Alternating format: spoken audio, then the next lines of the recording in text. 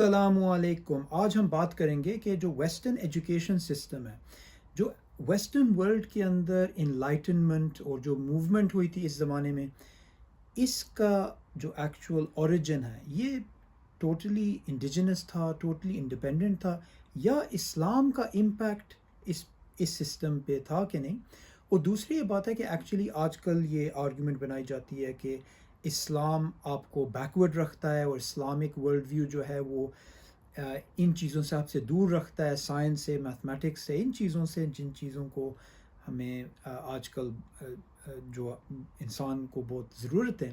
تو اس کے لیے میں ایکچولی بات کرنا چاہ رہا تھا آپ سے عدنان بھائی کہ آپ نے اس موضوع پہ کافی ریسرچ کیا۔ مجھے یاد ہے بہت سال پہلے آپ نے ایک پیپر لکھا تھا، اسلامز وار آن ٹیررزم، جس کے اندر آپ نے بڑی تفصیل سے اس کے بارے میں بات کی تھی کہ اسلامک ورلڈ ویو کا ایک امپیکٹ ویسٹرن ورلڈ ویو پہ ہے، جو ایک قسم کا اگنور کیا گیا ہے ہسٹری میں۔ اس پہ اگر آپ تھوڑی بات کریں۔ بسم اللہ الرحمن الرحیم۔ سب سے پہلے میں آپ کا شکریہ ادا کرنا چاہوں گا کہ آپ نے مجھے بلایا اس پروگرام میں، اور تھوڑے ہی وقت میں کوشش کروں گا کہ بہت ساری چیزوں پہ روشنی ڈال دی جائے۔ سب سے پہلے آپ نے یہ دیکھنا ہے کہ قرآن نازل کیا اللہ سبحانہ و تعالیٰ نے اللہ کے نبی صلی اللہ علیہ وسلم پر۔ رسول اللہ صلی اللہ علیہ وسلم غار حرا میں تھے اور قرآن کا نزول شروع ہوا۔ سب سے پہلی جو ابتدائی آیات اللہ نے نازل کی وہ پڑھنے لکھنے کے بارے میں تھی۔ پہلا حکم جو اللہ نے قرآن میں نازل کیا وہ تھا اقرأ بسم ربک الذی خلق، کہ پڑھو اللہ کے نام میں جس نے تمہیں تخلیق کیا، جس نے تمہاری جو تخلیق کی۔ تو اللہ سبحانہ تعالیٰ کا پہلا حکم جو ہے وہ ہے ہی پڑھنے لکھنے کے بارے میں۔ اور یہ قرآن کن لوگوں پر نازل ہوا؟ جو ان پڑھ تھے۔ ان پڑھ سے مراد پڑھنا لکھنا نہیں جانتے تھے، نالج تھا ان کے پاس، شاعر بھی تھے، کلچر بھی رچ تھا ان کا، ان کی ثقافت بھی تھی، لیکن اس کے ساتھ ساتھ پڑھائی لکھائی کا جو ایک کلچر ہے وہ ان لوگوں میں موجود نہیں تھا۔ عرب عموماً جو ہے وہ ان پڑھ لوگ تھے، جس کو انگریزی زبان میں ان لیٹرڈ کہیں گے۔ تو یہاں پر کوئی اکیڈمیز، کوئی اسکولز، کوئی لائبریریز نہیں تھی عرب دنیا میں، جزیرۃ العرب جس کو کہا جائے گا۔ اسلام کے آنے کے بعد، قرآن کے نزول کے بعد پڑھائی لکھائی شروع ہوگی، اور اللہ کے نبی صلی اللہ علیہ وسلم پر جب یہ وحی نازل ہوئی کہ تم لوگوں نے پڑھنا ہے، تم لوگوں نے سیکھنا ہے کہ پڑھا کس طرح جائے گا اور لکھا کس طرح جائے گا، کیونکہ انہی آیات میں اللہ سبحانہ تعالیٰ فرماتے ہیں کہ یہ وہی رب ہے جس نے تمہیں قلم کا استعمال سکھایا۔ جی، علم الانسان ما لم یعلم، ٹھیک ہے، اللہ نے تمہیں وہ سکھایا جو تم نہیں جانتے تھے، اور قلم کا استعمال بھی اللہ ہی نے سکھایا۔ تو قلم اور پڑھنا لکھنا جو ہے وہ لازم اور ملزوم ہے، دونوں کا چولی دامن کا ساتھ ہے، دونوں آپس میں ساتھ ساتھ چلتے ہیں۔ آپ لکھیں گے نہیں تو پڑھیں گے نہیں، پڑھیں گے نہیں تو لکھیں گے نہیں۔ تو اللہ سبحانہ تعالیٰ نے پہلی جو آیات قرآن میں نازل کی ان میں حکم دے دیا کہ تم پڑھو اور لکھو۔ اس کے بعد ایک ریولوشن، ایک انقلاب آیا۔ جب لوگ مسلمان ہوئے تو چھوٹے چھوٹے بچے، 5 سال 4 سال کے بچے جو ہیں وہ قرآن حفظ کرنا شروع انہوں نے کیا، کیونکہ اللہ کی کتاب ہے، اللہ کا کلام ہے۔ اس کے ساتھ ساتھ ایک لٹریری کلچر، ایک ادب کا جو کلچر تھا وہ عام ہوا، اس میں لوگوں نے پڑھنا لکھنا شروع کیا۔ قرآن عربی زبان میں پہلی کتاب ہے جس کو لکھا گیا، یعنی عربی زبان تو بہت قدیم ہے، لیکن یہ ایک زبانی زبان تھی، یعنی لوگ صرف زبانی کلامی عربی زبان استعمال کرتے تھے۔ کچھ ایسے نقوش ملتے ہیں عرب دنیا میں یا جزیرۃ العرب میں جن میں عربی زبان میں کچھ لکھا ہوا ہے، کچھ انسکرپشنز ہیں، لیکن وہ ایک بہت بنیادی عربی زبان ہے، پریمیٹیو ٹیکسٹ ہے۔ قرآن کے نازل ہونے کے بعد عربی زبان کو سٹینڈرڈائز کیا گیا، اس کی بنیاد رکھی گئی، رسم الخط کو جو ہے وہ اس کی تکمیل ہوئی۔ اس کے بعد قرآن کو لکھا گیا۔ قرآن کے لکھنے اور حفظ کرنے کے بعد لاکھوں مسلمانوں نے پڑھنا لکھنا جو ہے وہ سیکھا۔ رسول اللہ کی حدیث ہے صلی اللہ علیہ وسلم، طلب العلم فریضۃ علی کل مسلم، کے علم حاصل کرنا ہر مسلمان مرد اور عورت پر فرض ہے۔ اس کے بعد ایک انقلاب آ گیا، جہاں جہاں مسلمان گئے، چین سے لے کر الاندلس اسپین تک مسلمانوں نے حکومت کی۔ حضرت رسول اللہ صلی اللہ علیہ وسلم کی وفات کے 100 سال بعد مسلمانوں کی حکومت تقریباً چائنا سے لے کر اسپین تک قائم ہوگی. اب اس پوری تہذیب میں جو مسلمانوں نے ایک تہذیب جس کی بنیاد رکھی، اس کا جو سب سے بنیادی پہلو تھا وہ تعلیم حاصل کرنا اور تعلیم کو عام کرنا.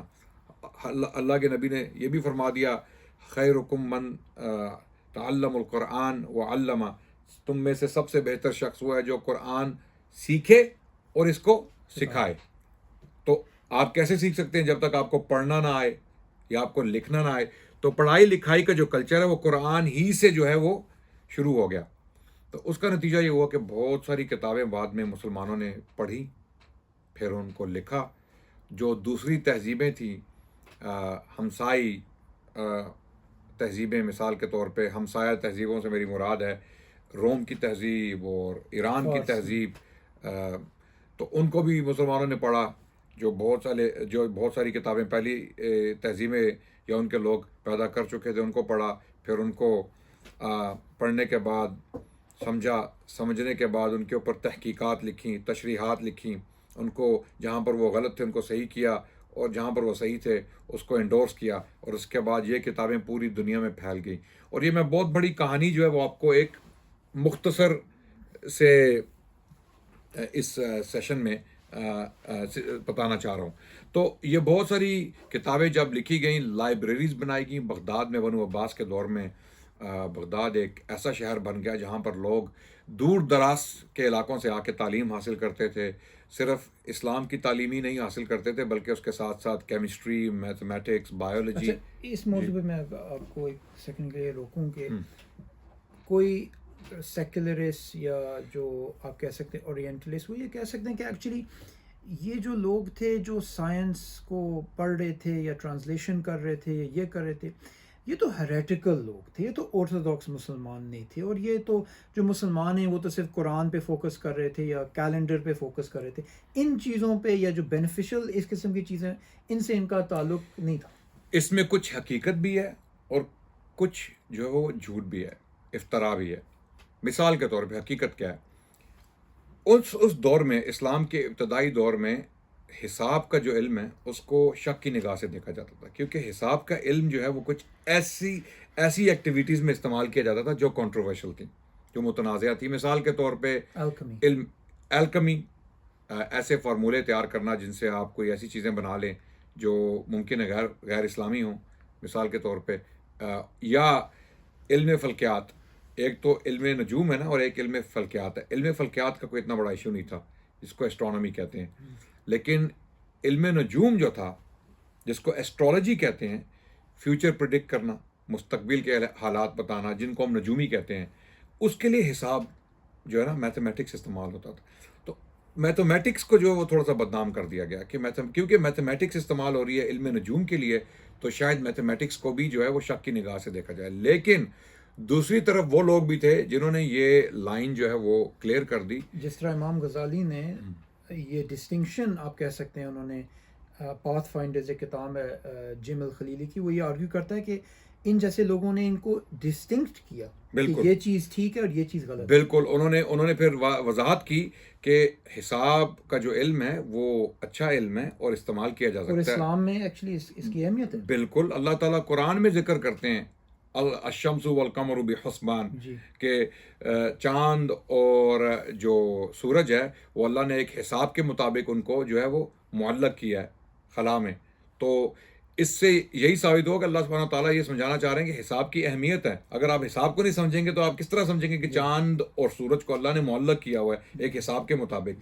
تو حساب کا جو علم بذات خود ہے وہ جو ہے برا علم نہیں ہے، لیکن کچھ لوگوں نے اس کو مشکوک کر دیا ابتدائی دور میں. لیکن دوسری سائنسز، مثال کے طور پہ اس کا تو ہم کہیں گے نا، یعنی بیبی کو باتھ واٹر کے ساتھ بائے. بالکل، کچھ لوگوں نے اسلام نہیں تھا اس کے، اسلام نے، کچھ لوگوں کو شک تھا کہ یہ علم استعمال کیا جا رہا ہے علم نجوم کے لیے، اور علم نجوم سے مراد جادو، مستقبل کے بارے میں پریڈکشنز کرنا، یا الکمی کے لیے استعمال کیا جائے، یا جس لیے بھی استعمال کیا جائے. لیکن دوسرے لوگ تھے جنہوں نے یہ ساری غلط فہمیاں دور کی اور حساب کا استعمال بھی کیا. اس کے علاوہ طب کا علم تھا، طب کا علم پھیلا.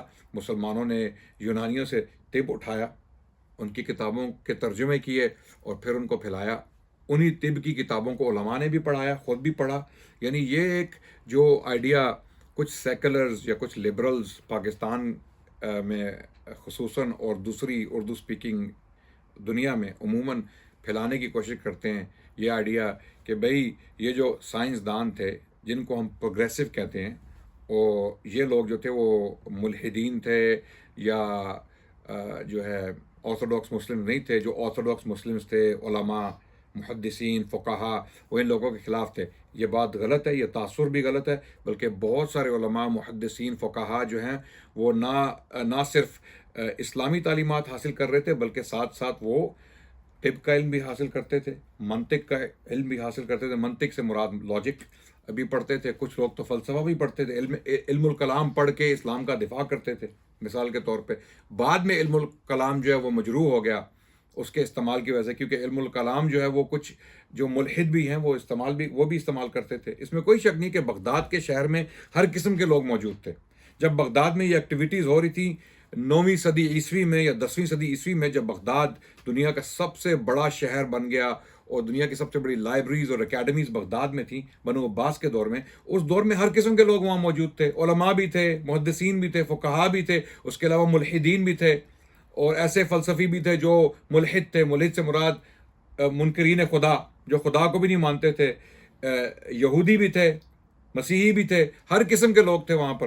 میں آپ کو نام بتا سکتا ہوں. بلکہ سب سے بڑی اکیڈمی جو جوئش اکیڈمی تھی پوری دنیا میں، جو یہودیوں کے لیے فتاوا مہیا کرتے تھے، فتوے دیتے تھے، ان کے سوالوں کے جواب دیتے تھے، وہ بغداد میں تھے. جی بالکل. بیبیلونین جیوری جس کو کہا جاتا ہے. اسی کے بارے میں بڑی انٹرسٹنگ بات ہے کہ ایک سائنس کے ہسٹورین ہیں جن کو آپ بھی ریفرنس کرتے تھے اپنے پیپر میں، ڈیوڈ لمبرگ، وہ بھی یہ بات کرتے ہیں کہ اسلام نے کلچر کریٹ کیا. یہ وہ لکھتے ہیں کہ یہ انڈیویجولس کی بات نہیں ہے، یہ ایک کلیکٹیو کلچر تھا جس کے اندر بہت زیادہ لوگ انوالو تھے. اور ایک بات پہ میں آپ کو ایکچولی میرا دل ہے کہ آپ اس پہ تھوڑی بات کریں کہ جو ایک نیریٹو ہے جس کو کلاسیکل نیریٹو کہتے ہیں، کہ امام غزالی نے اسلام میں سے جو ریشنلسٹ ہیں ان کو یعنی باہر نکال دیا، رد کر دیا، اور اسلامک سائنسز کو تباہ کر دیا کیونکہ انہوں نے عقل کو اٹیک کیا، اور ان کے بعد سائنس کے اندر کوئی پروگریس نہیں ہوئی مسلم ورلڈ میں. تو کلاسیکل نیریٹو عقل کو سائنس کے ساتھ جو ہے وہ نتھی کرنا یا یہ دعویٰ کرنا کہ عقل کا تعلق صرف سائنس کے ساتھ ہی ہے، یہ ایک بہت گھسا پٹا دعویٰ ہے اور بہت ہی گھٹیا دعویٰ ہے. کیونکہ اس کا مطلب یہی ہوا کہ پھر صرف سائنسدان عقل مند ہیں. شعراء جو شاعر تھے وہ سائنسدان تو نہیں تھے. یا مورخین یا فلسفی یا مفکرین، یہ سب لوگ جو تھے محدثین، فقہا، یہ کیا کم عقل تھے؟ اگر یہ دعویٰ درست مان بھی لیا جائے کہ بھئی غزالی نے سائنس کو مار دیا، سائنس کو قتل کر دیا، غزالی کے بعد ریشنالٹی جو ہے وہ اسلام میں سے ختم ہوگی، یہ کوئی بہت ہی گھٹیا انسان یا کوئی بہت کم عقل انسان یا ان پڑھ انسان یہ دعویٰ کر سکتا ہے.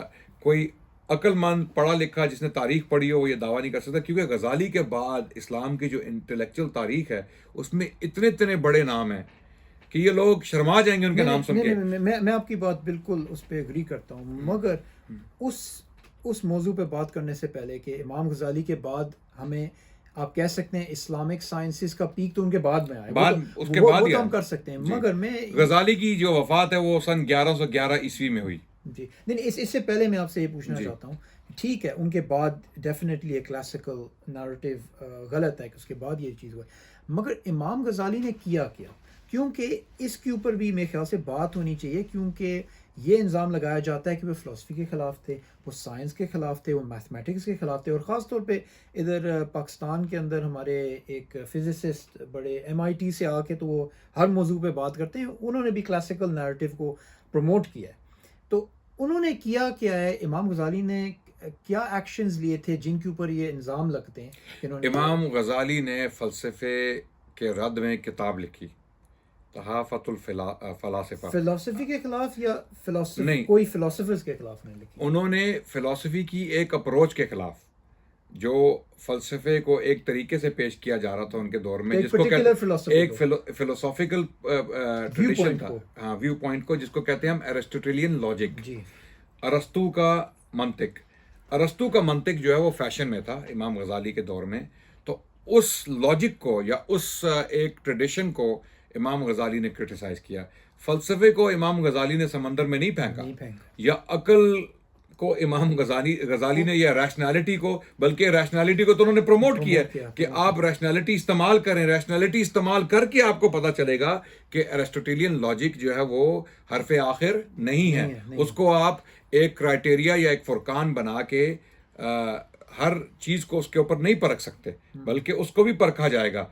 क्या एरिस्टोटेलियन लॉजिक जो है वो खुद कंसिस्टेंट है, क्या वो खुद लॉजिकल है या नहीं है। तो जो भी शख्स ये किताब पढ़ेगा इमाम गजाली की, इनकोहेरेंस ऑफ द फिलोसफर्स, अंग्रेज़ी ज़ुबान में तर्जमे उसके हो चुके हैं, गालिबन मुझे यकीन है कि उर्दू ज़ुबान में भी तर्जमा उस किताब का होगा। अरबी में उसका टाइटल था तहाफ़तुल फ़लासिफ़ा, फ़लसफ़ियों की तुकबंदियाँ मिसाल के तौर पे। तो उन्होंने उसमें फ़लसफ़े को ही नहीं तबाह बर्बाद किया, उन्होंने सिर्फ ये कहा कि जो एरिस्टोटेलियन लॉजिक है, जो ट्रेडिशन हमारे दौर में चल रहा है, उसको क्रिटिसाइज़ किया। वो खुद वो फिलोसोफर थे जी, खुद उन्होंने ये प्रमोट किया था कि जो बेनिफिशियल साइंसेस हैं, जिस तरह मेडिसिन हो गया या मैथमेटिक्स हो गया, और इन चीज़ों को प्रमोट किया, और एक्चुअली इनको एक कैटेगरी में डाला कि ये फ़र्द अल कफ़ाया है, कि एक्चुअली कलेक्टिवली हमें करना चाहिए। जी। तो प्रोग्रेसिव, देखें, प्रोग्रेसिव साइंसेज जिनको हम फर्स्ट ऑफ ऑल मैं एक चीज़ की वजाहत करता चलूँ, बहुत इंपॉर्टेंट पॉइंट है। सबसे पहले तो हम मुसलमान जो इस्लामी तहजीब के अलमबरदार हैं, हम ये दावा ही नहीं करते कि प्रोग्रेस का मतलब साइंस है। हम ये दावा नहीं करते। ज़रूरी नहीं है कि साइंस के साथ ही प्रोग्रेस जो है वो उसको अटैच किया जाए या कनेक्ट किया जाए कि प्रोग्रेस का मतलब साइंस ही है। इसका मतलब बिल्कुल, हिटलर का जर्मनी जो है वो साइंटिफिकली सबसे ज़्यादा एडवांस थे, सोवियत यूनियन, उसको आप प्रोग्रेस कहेंगे। उन्होंने 6 लाख यहूदियों को मार दिया, और उसके बाद सोवियत यूनियन की आपने मिसाल दी, अमेरिका बहादुर, ये यानी इसको आप प्रोग्रेस कहेंगे कि दुनिया में जो तबाही की जा रही है टेक्नोलॉजी का इस्तेमाल करके, साइंस को इस्तेमाल, इस साइंस का क्या फ़ायदा है। जिस तरह इकबाल ने कहा, जुदा हो दीन सियासत से तो रह जाती है चंगेज़ी। अगर आप दीन को सियासत से निकाल दें, या दीन को साइंस से निकाल दें, या दीन को तालीम और इल्म से निकाल दें, तो रह जाती है चंगेज़ी। फिर चंगेज़ खान का दौर है, उसी का वक्त है, उसी के ख्यालात हैं और उसी के अमाल हैं। तो यही बिल्कुल, और यही हुआ हिटलर के साथ। जुदा हो दीन सियासत से तो रह जाती है चंगेज़ी। हिटलर ने क्या किया? हिटलर ने यही किया ना कि उसने साइंस को और टेक्नोलॉजी को बुरे अज़ाइम के लिए इस्तेमाल किया। तो प्रोग्रेस का मतलब साइंस नहीं है, या साइंस का मतलब प्रोग्रेस नहीं है। मगर प्रोग्रेस का मतलब अखलाकी और अखलाकी बुलंदी है। हमें हदीस पता चलती है, रसूलुल्लाह सल्लल्लाहु अलैहि वसल्लम ने ये फरमाया कि जो इंसान में से, मैं इसका पैराफ्रेज कर रहा हूँ, कि जो इंसान में से सबसे, यानी जो बेनिफिशियल टू ह्यूमैनिटी, जी, सबसे बेहतरीन इंसान वो है जो दूसरों को नफ़ा पहुंचाए। और नफ़ा ऑब्वियसली आप लोगों को मेडिकली हेल्प कर रहे हैं, साइकोलॉजिकली हेल्प कर रहे हैं, मैथमेटिक्स में लोगों को हेल्प कर रहे हैं। तो इस्लाम इन चीज़ों को प्रमोट करता है, मगर एक मॉरल ऑब्जेक्टिव के लिए, एंडलेस चंगेज़ी के लिए नहीं। बिल्कुल, एब्सोल्युटली। इसीलिए इस्लाम की सबसे बड़ी जो अफजलियत है दूसरे अदयान पे, वो मॉरल सुपरियॉरिटी की है, अखलाकी बुलंदी। इस्लाम एक अखलाकी निज़ाम लेकर आया, और इस्लाम ने उसी की बुनियाद पर प्रोग्रेस को परखा कि वही लोग प्रोग्रेसिव हैं जो अखलाकी तौर पर बुलंद हैं। अगर आपने टेक्नोलॉजी हासिल कर भी ली, साइंस में तरक्की कर भी ली, लैब्स बना ली, गाड़ियाँ बना ली, रॉकेट्स बना लिए, जेट्स बना लिए, रोमन एम्पायर की मिसाल आप ले लें, कितनी एडवांस एम्पायर थी साइंटिफिकली, बहुत बड़े बड़े साइंटिस्ट उन्होंने प्रोड्यूस किए, रोमन एम्पायर ने, ग्रीक्स ने भी किए। क्या हाल हुआ उनका? उनकी अखलाकी हालत बिगड़ी हुई थी, जिसकी वजह से वो तबाह बर्बाद हो गए। तो साइंस के साथ साथ अखलाकियात का भी सबक देना चाहिए। जो लोग साइंस को मटेरियलिज्म के साथ नथी करते हैं, या साइंस को दीन से हटा के पेश करते हैं कि दीन का साइंस से कोई ताल्लुक नहीं है। अगर मुसलमान साइंटिस्ट की तारीख पढ़ी जाए, 1000 साल की तारीख, मुसलमान साइंटिफिक जो रेवोल्यूशन थी उसकी तारीख पढ़ी जाए, अल अंदलुस से लेकर समरकंद बुखारा तक, या काशगर चले जाएं आप, काशगर तक। या आप ये भी कह सकते हैं कि आजकल जो कोई हिस्टोरियंस हैं वो ऑटोमन साइंस को भी एक पीरियड में देखते हैं, मुगल साइंस को भी देखते हैं, सिर्फ अब्बासिद पीरियड को नहीं देखते। तो ये अच्छा सेगवे है कि जो आप पिछली दफ़ा आप बात ये कंप्लीट कर रहे थे कि इमाम गजाली के बाद जो इम्पोर्टेंट चीज़ें हुई हैं, जिनसे हमें पता चलता है कि जो क्लासिकल नैरेटिव है, جو پش کیا جا رہا ہے یہ غلط ہے. آپ اس پہ یہ جہالت پہ مبنی ہے، یہ کلاسیکل نیریٹو کہ بھئی اسلام ریگریسو ہے، اسلام بیکورڈ ہے، اسلام جو ہے وہ، اگر ایسی بات ہے تو جو 1000 سال کی ہماری تاریخ ہے، جو ہماری لائبریریز ہیں، جو ہمارے مخطوطات ہیں، جو ہمارے علماء ہیں، بلغاء ہیں، خطباء ہیں، شعراء ہیں، محدثین ہیں، فقہاء ہیں، ان کو آپ کس ٹوکری میں ڈالیں گے؟ ان کو آپ کہاں لے کے جائیں گے؟ 1000 سال تک مسلمانوں نے پوری دنیا کو ڈومینیٹ کیا، حتیٰ کہ جس کو دی انلائٹنمنٹ پیریڈ کہا جاتا ہے یورپ کی تاریخ میں، روشن خیالی کا دور، 18ویں صدی عیسوی، اس دور میں بھی یورپین اسکالرز اسلام کے بارے میں لکھ رہے تھے کہ سب سے بہترین تہذیب جو تھی وہ اسلام کی تہذیب تھی. مثال کے طور پہ میں یہ تک بندیاں کر رہا ہوں، یہ اپنے سے بنا کے چیزیں پھینک رہا ہوں یا اس کے پیچھے کوئی ثبوت بھی ہے. مثال کے طور پہ میں مثال دیتا ہوں آپ کو. ایڈم اسمتھ بہت بڑے اسکالر تھے اس روشن خیالی کے دور میں، جن کی پیدائش ہوئی 1723 عیسوی میں اور 1790 عیسوی میں ان کی وفات ہوئی. انہوں نے بہت مشہور کتابیں، مایہ ناز کتابیں انہوں نے لکھی. مثال کے طور پہ ویلتھ آف نیشنز ایک کتاب انہوں نے لکھی. اوکے، وہ کتاب آج بھی اکانومسٹ پڑھتے ہیں، اکنامکس میں وہ کتاب آج بھی پڑھائی جاتی ہے، اتنی مضبوط کتاب ہے وہ. اب اس کتاب کے جو آتھر ہیں انہوں نے اسلام کے بارے میں کیا بولا یا اسلامی تہذیب کے بارے میں کیا بولا؟ انہوں نے یہی بولا کہ سب سے بہترین تہذیب رومن امپائر کے بعد اگر پروگریشن کو دیکھا جائے یا سائنٹیفک ریولوشن کو دیکھا جائے تو اسلام کی تہذیب تھی.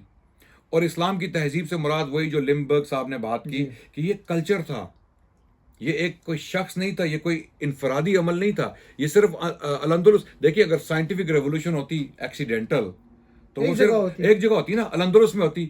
آپ کہہ سکتے تھے الاندلس میں ایسے حالات تھے کہ وہاں پر مسلمانوں کو کتابیں مل گئی اور مسلمان جو ہے وہ سویلائزڈ ہو گئے. ایسی بات نہیں تھی.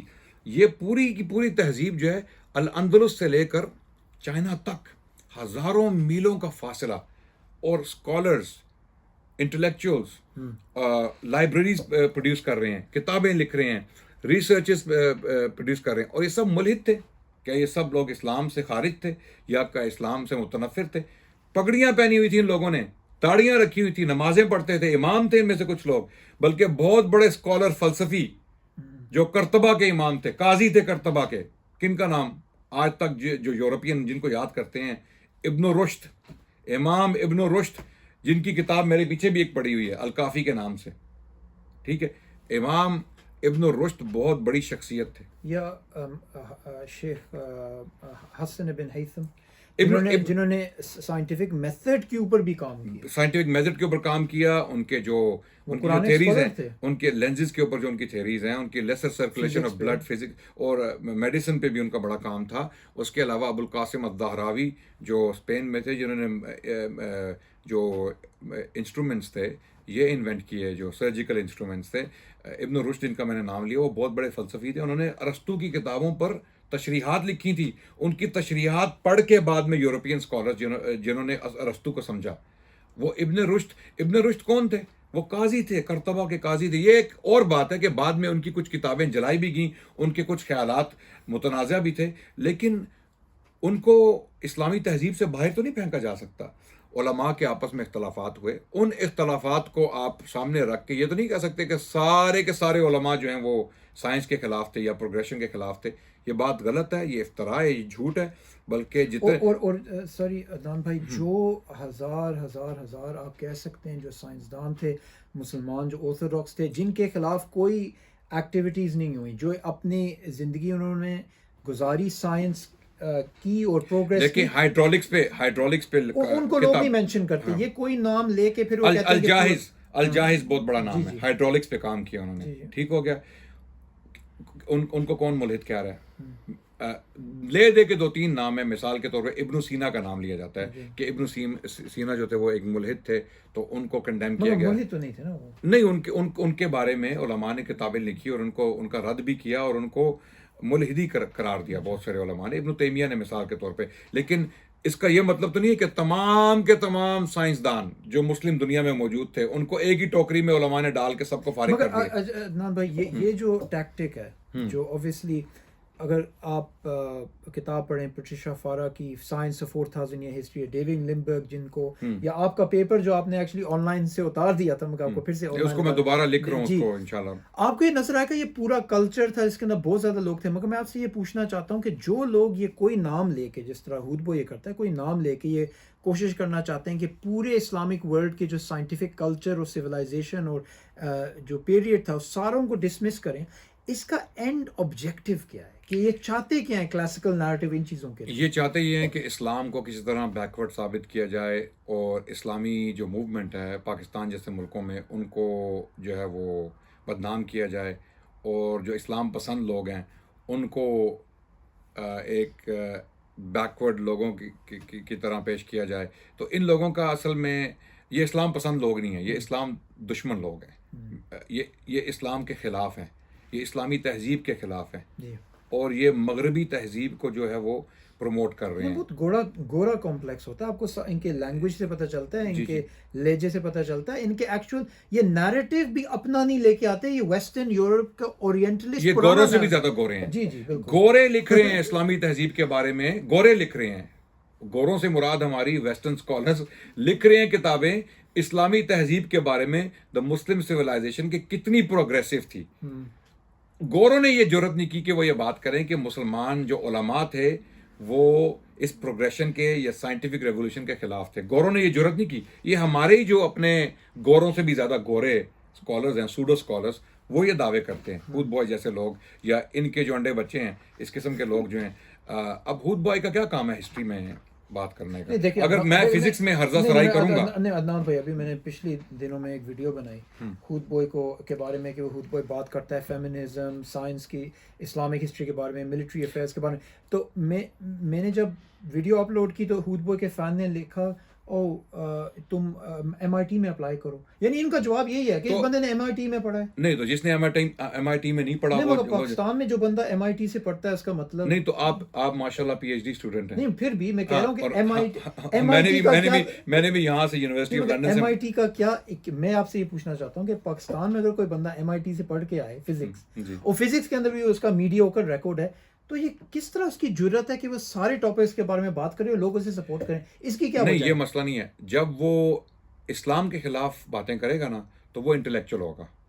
جو بھی گھسا پیٹا سوڈو انٹلیکچوئل نالائق انسان، 1 ڈگری یا 2 ڈگریاں اس کے پاس ہوں گی، وہ اٹھ کے اسلام کے خلاف جب بات کرے گا نا تو وہ ان کے نزدیک بہت بڑا انٹلیکچوئل ہوگا، وہ بہت بڑا مفکر ہے. اس کی بات سننی ہے، ہم نے اس کو پروموٹ کرنا ہے. جو اسلام کا دفاع کرے گا یا مسلم تہذیب کی دفاع کرے گا، بے شک اس کے پاس 5 ڈگریز ہوں MIT سے، وہ کہیں گے یہ تو ایسے ہی جو ہے نا، یہ انتہا پسند ہے، یہ مذہبی ہے، یہ کٹر ہے. اس قسم کی باتیں کر کے آپ کو ڈسمس کر دیں گے. اصل ایشو MIT کی ڈگریز نہیں ہے. ہمارے پاس بہت سارے اسکالرز ہیں جو ماشاءاللہ PhD ہولڈرز ہیں ویسٹرن یونیورسٹی سے. اوکے، اصل ایشو یہ نہیں، اصل ایشو ان کی اپروچ ہے. ان کے نزدیک وہی انٹلیکچوئلز ہیں جو اسلام پر حملے کر رہے ہیں، اسلامی اقدار کے اوپر حملے کر رہے ہیں، اسلامی تہذیب کی جو شکل ہے اس کو بگاڑ کے پیش کر رہے ہیں مسلمانوں کے سامنے.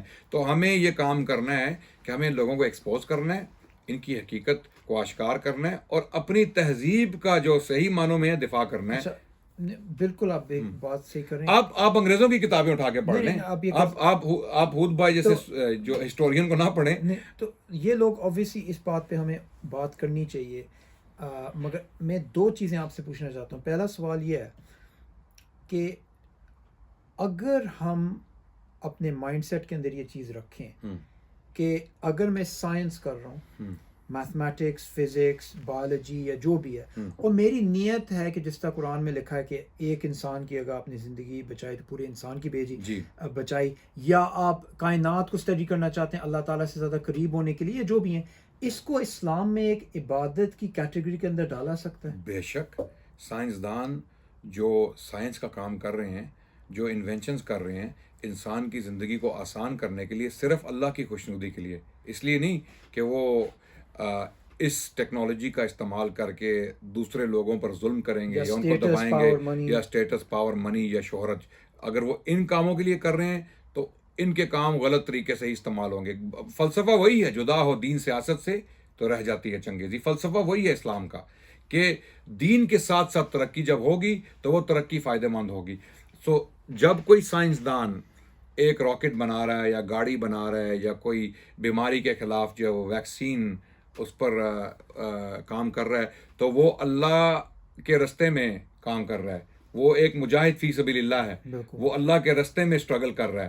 ہم اس کو ایک مجاہد سے تشبیہ دیں گے کیونکہ وہ اپنا وقت لگا کے محنت کر کے خون پسینہ بہا کے جو ہے وہ انسانیت کے لیے کام کر رہا ہے, کیونکہ وہ اللہ کو خوش کرنا چاہتا ہے. اس کا مقصد اللہ کی خوشنودی ہے.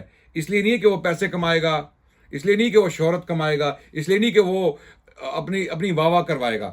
یہ مقصد جس کا ہوگا اس کا کام کبھی صحیح طریقے سے استعمال نہیں ہوگا. اور یہی ہو رہا ہے مغربی دنیا میں. اتنی ٹیکنالوجی کے باوجود مغربی ممالک کو آپ دیکھیں, ان کی فورن پالیسیز دیکھیں آپ, ان کی جو تعلیمات ہیں پوری دنیا میں, ان کے اعمال اس کے برعکس ہیں. یعنی دنیا میں تعلیم دیں گے جسٹس کی, دنیا میں تعلیم دیں گے کہ ہم ایکویلٹی لائیں, لیکن اگر آپ ان کی پالیسیز دیکھیں گے سو کال تھرڈ ورلڈ کنٹریز میں تو وہاں پر وہ پالیسیز بالکل اپوزٹ ہیں. یا آپ کہہ سکتے ہیں سر ٹیکنالوجی کی جب ایٹم بم بنا تھا تو انہوں نے انیسنٹ سویلینز کے اوپر جا کے استعمال کیا ہیروشیما اور ناگاساکی میں. تو اس پہ میں آپ کو دوسرا سوال پوچھنا یہ چاہتا ہوں کہ ہم جو ہیں, یعنی اس سے یہ ثابت ہو گیا, میں آپ کی قطع کلامی کر رہا ہوں, کہ سائنس بذات خود اسلام میں ایک عبادت ہے. بالکل علم جو اللہ کی خوشنودی کے لیے حاصل کیا جائے اور انسانیت کی فلاح کے لیے, انسانیت کی اصلاح کے لیے استعمال کیا جائے, وہ علم اسلام میں کسی بھی نوعیت کا ہو وہ عبادت ہے. حتیٰ کہ جب آپ میڈیکل کی کتاب کھولتے ہیں اس میں آپ انسانی اعضائے مخصوصہ جن کو کہا جاتا ہے, یعنی پرائیویٹ پارٹس, جب ان کو بھی اسٹڈی کرتے ہیں, حالانکہ بظاہر تو آپ ایک جو ہے وہ ناپسندیدہ کام کر رہے ہیں, آپ ڈائیگرامز دیکھ رہے ہیں اپنی میڈیکل بک میں انسان کے جو اعضاء ہیں, لیکن اگر آپ ان کو اس لیے اسٹڈی کر رہے ہیں کہ ان کو اسٹڈی کر کے آپ دوسرے انسانوں کی جان بچائیں گے, ان کو بیماریوں سے بچائیں گے, تو یہ عبادت ہے, عین عبادت ہے. ہر لفظ کا ثواب آپ کو مل رہا ہے, حالانکہ آپ قرآن بھی نہیں پڑھ رہے, حدیث بھی نہیں پڑھ رہے. یہ اسلامی نقطہ نظر ہے. اچھا, اس بات پہ میں آپ کو آخری یہ سوال پوچھنا چاہتا ہوں کہ آپ نے جو وہ پیپر تھا جو انشاءاللہ پھر سے پبلش کریں گے اور پھر اردو میں بھی ہم ٹرانسلیٹ کر سکتے ہیں, اس کے اندر آپ نے صرف اور صرف اسلامک سائنس ہسٹری کے بارے میں بات نہیں کیا. آپ نے ایکچولی جو ایجوکیشن سسٹمز ہیں کہ جو ایکچولی آپ نے بات کی تھی آرڈیلیڈ آف باتھ اور جیمز آف مورلی اور آکسفورڈ یونیورسٹی, کیمبرج یونیورسٹی, ان کے اوپر جو انفلوئنسز ہوئے تھے اور یہ ساری چیزیں ہوئی تھیں. تو اس پہ اگر آپ ایک بات کر سکتے ہیں کہ اگر آج کل مسلمان پاکستان سے, بنگلہ دیش سے, انڈیا سے, افغانستان سے, ٹرکی سے ویسٹرن ورلڈ جا رہے ہیں اور وہاں سے سیکھ رہے ہیں, ٹھیک ہے, اور وہاں سے وہ سیکھ کے یہ جو نالج ہے یہ واپس مسلم ورلڈ کی طرف لے کے آ رہے ہیں, تو سوچنا تو یہ چاہیے کہ ایکچولی وہ پھر یہ لائیں گے اور پھر اسلامک ریوائول شروع ہوگی. مگر یوزلی سیڈلی یہ چیز ہو رہی ہے کہ اس گروہ میں سے آپ کو ایکچولی ایک قسم کے سیکولر ایلیٹ نظر آئیں گے جو واپس آ کے اسلام کو اٹیک کرتے ہیں. تو اس کی وجہ کیا ہے, اس کے حل اس کی وجہ یہ ہے کہ وہ اسلام کی بنیادی تعلیمات سے بالکل جو ہے وہ آگاہ نہیں ہیں.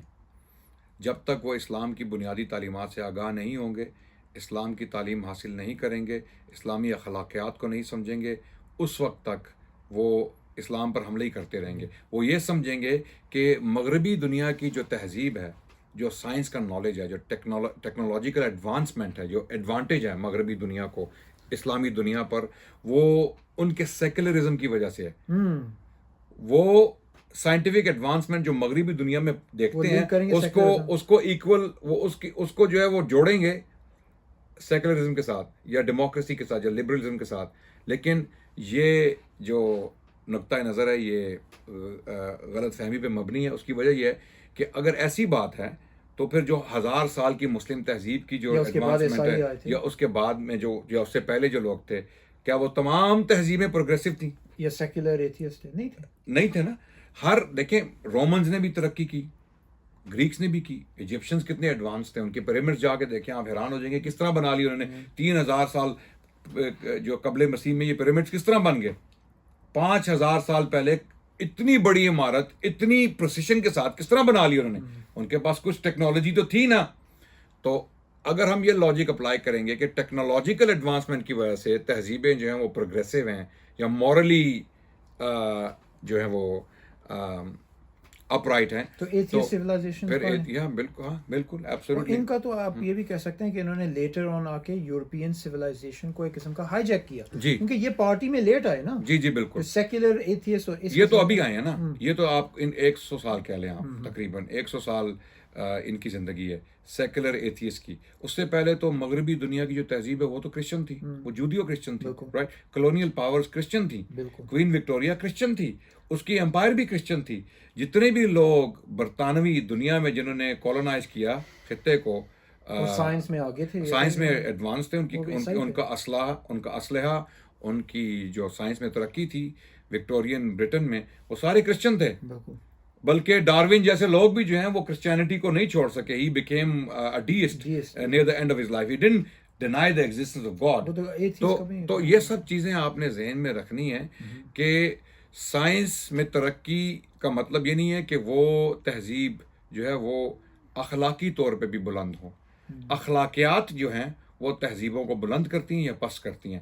اخلاقی طور پہ جو تہذیب بلند ہو وہ بچ جاتی ہے، جہاں پہ انصاف قائم ہو اور جہاں کے لوگ خوشحال ہوں.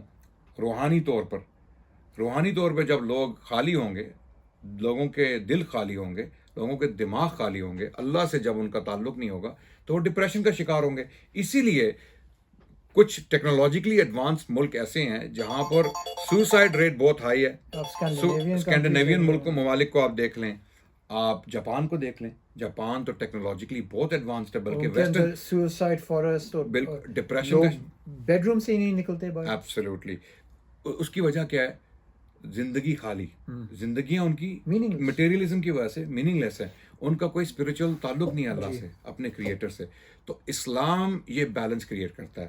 آپ ٹیکنالوجی میں ایڈوانسمنٹ لیں، آپ راکٹس بنائیں، آپ سائنس میں ترقی کریں، آپ لائبریریز بنائیں، ریسرچز پروڈیوس کریں، لیکن ساتھ ساتھ اللہ کو بھی پہچانیں اور اپنی سائنس کا مقصد جو ہے وہ اللہ کی خوشنودی بنائیں، نہ کہ اس کے برعکس دنیا میں اپنے آپ کو جو ہے وہ طاقتور بنانے کی کوشش میں آپ دنیا کو تباہ کرنا شروع کر دیں. جی بالکل، اور آپ نے بہت زبردست طریقے سے اس بات کو سمرائز کیا. جزاک اللہ خیر عدنان بھائی. انشاءاللہ ہم فیوچر میں اور ٹاپکس کو کور کریں گے اس چینل پہ. اور اگر آپ کو یہ ویڈیو اچھی لگی پلیز آپ سبسکرائب کریں. اور عدنان بھائی کا بھی ایک چینل ہے، اور میرا دل ہے ایکچولی کہ عدنان بھائی کی جو تھاٹس ہیں وہ اردو میں ہوں آن لائن، کیونکہ آپ کو اکثر یہ چیز نہیں نظر آتی. اگر آپ اس بات سے ایگری کرتے ہیں تو نیچے کامنٹ کرنا. انٹل نیکسٹ ٹائم، السلام علیکم ورحمۃ اللہ وبرکاتہ.